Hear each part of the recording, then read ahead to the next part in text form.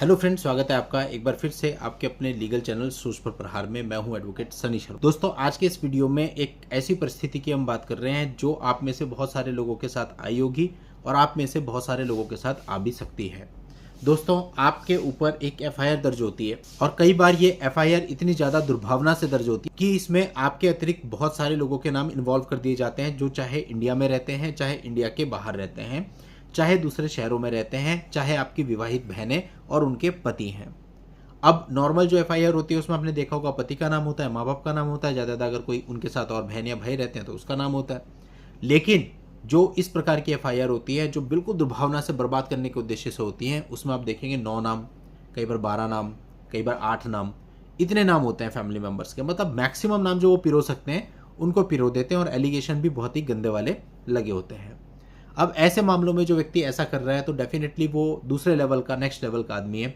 वो next level का आदमी कई बार पुलिस से बात भी करता है, उसको पता होता है कि भाई पुलिस इसमें सब कुछ कर सकती है।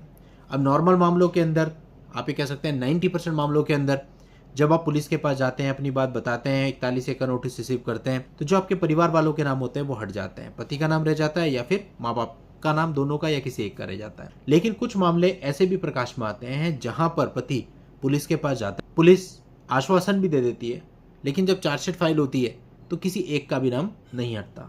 यानी अगर 6 नाम है तो 6 के 6 चार्जशीट में आ जाते हैं, 8 हैं तो 8 के 8 आ जाते हैं। अब यहाँ प्रॉब्लम ये होती है कि भाई अगर 8 लोगों के नाम थे और 8 के 8 चार्जशीट में आ गया, फिर इस परिस्थिति में लड़का लड़ने लगे ट्रायल को, तो फिर उसको दूसरे प्लेस पे जाना पड़ेगा उन 8 लोगों को लेकर के, और इनिशियल स्टेज पे तो उनकी बेल करानी पड़ेगी। अब 8 लोगों की जब आप बेल कराओगे तो एक आदमी के लिए 2 जमानती चाहिए होते हैं, तो 8 दूनी 16, 16 तो हो गए जमानती, और 8 बंदे वो एक्यूज पर्सन, तो 16 8 हो गए 24। तो ट्रैवलर भर के ले जानी पड़ेगी, तब जाकर के बेल होगी केवल। और उसके बाद भी परेशानी तो रहेगी क्योंकि उन लोगों को भी समय समय पर कोर्ट में आना पड़ेगा। इसलिए दोस्तों, अगर ये परिस्थिति आपके साथ बन जाती है कि पुलिस वाले आपकी नहीं सुनते और या फिर आपको आश्वासन दे भी देते हैं, लेकिन आखिर में जब चार्जशीट आती है तो आपको पता चलता है कि अकॉर्डिंग टू आश्वासन किसी का भी नाम हटा नहीं है। उन्होंने कहा था 4 नाम हट जाएंगे, लेकिन किसी का भी नाम हटा नहीं, सबके नाम आ गए। तो दोस्तों, यहाँ पर जरूरी है कि चार्जशीट का आप ध्यान रखें। जैसे ही चार्जशीट आपकी आ जाती है, चार्जशीट आते ही आप हाई कोर्ट मूव करें, क्योंकि ऐसे मामलों में हाई कोर्ट से रिलीफ मिलने के चांस बहुत ज़्यादा होते हैं। पति को छोड़ के बाकी जितने भी लोग हैं, 6-7 लोग, सबकी तरफ से एक वॉशिंग पिटीशन फाइल करिए और एक स्टे पिटीशन भी उसके साथ लगाइए। ध्यान ये रखिएगा कि चार्जशीट आते ही ये काम आपको कर लेना है। आपकी चार्जशीट आ गई, बेल हो गई, चार्जेस फ्रेम हो गए, उसके बाद फिर आप क्वैशिंग में भी नहीं जा सकते। कई बार इस प्रकार के कॉल्स आ जाते हैं जहाँ पे ट्रायल चल रहा होता है, प्रोसिक्यूशन एविडेंस चल रहा है, 6 नाम है, बंदा कहता है कि अब मैं क्या करूँ, अब कोई ऑप्शन ही नहीं है। लास्ट हमें उसे यही कहना पड़ता है कि अच्छे से केस लड़ो, क्योंकि टाइम निकल चुका। तो टाइमली ही आपको जाना है, तभी फायदा मिलेगा। अब इससे आगे की बात करते हैं कि चलिए आप हाई कोर्ट में चले गए क्वैशिंग में और आपने उसके साथ में एक स्टे पिटीशन भी लगा दी। अब यहाँ पे आपका सबसे पहला काम ये होना चाहिए कि स्टे पे आपको फोकस करना है। किस चीज़ पे स्टे ले रहे हैं हम? Stay on trial court proceedings. तो हमें स्टे पे फोकस करना है और स्टे की एप्लीकेशन को डिस्पोज ऑफ कराना है। जिस भी लॉयर को, एडवोकेट को आप एंगेज करेंगे, उसको आप पहले कह दीजिए कि हमारा फोकस पहले स्टे है, क्वैशिंग सेकेंडरी है।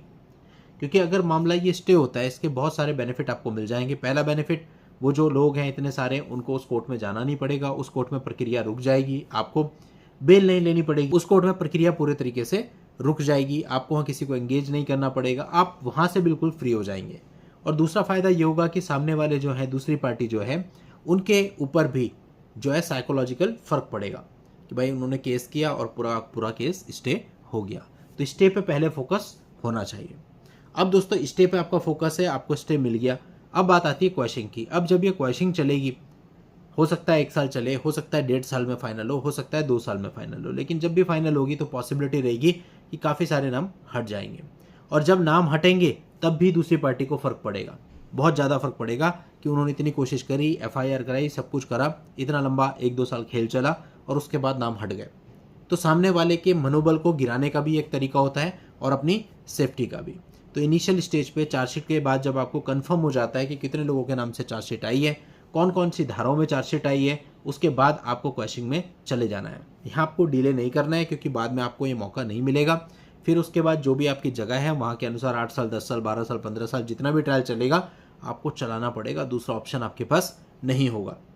तो ये बात आपको ध्यान रखनी है दोस्तों। 498A के पिछले कुछ दिनों में हमने कई सारे मामले ऐसे देखे कि दूसरी पार्टी जहां पुलिस को इन्फ्लुएंस कर लेती है, जिसकी वजह से आपके पास सारे प्रूफ होने के बावजूद भी पुलिस उसमें आपको ना तो धाराओं में रिलीफ देती है और ना ही लोगों के नामों में, और आप बहुत बुरी तरह से फंस जाते हैं। तो ऐसे में अगर आप ऊपर वाली कोर्ट में जाएंगे, अब जो अधिकतर नाम लिखे होते हैं उनमें वो है सिस्टर की मैरिज 20 साल पहले हो गई थी, एक सिस्टर की 15 साल पहले हो गई थी, वो अपने ससुराल में रहती है, उनके खुद के बच्चे हैं जो पढ़ाई कर रहे हैं बड़े बड़े।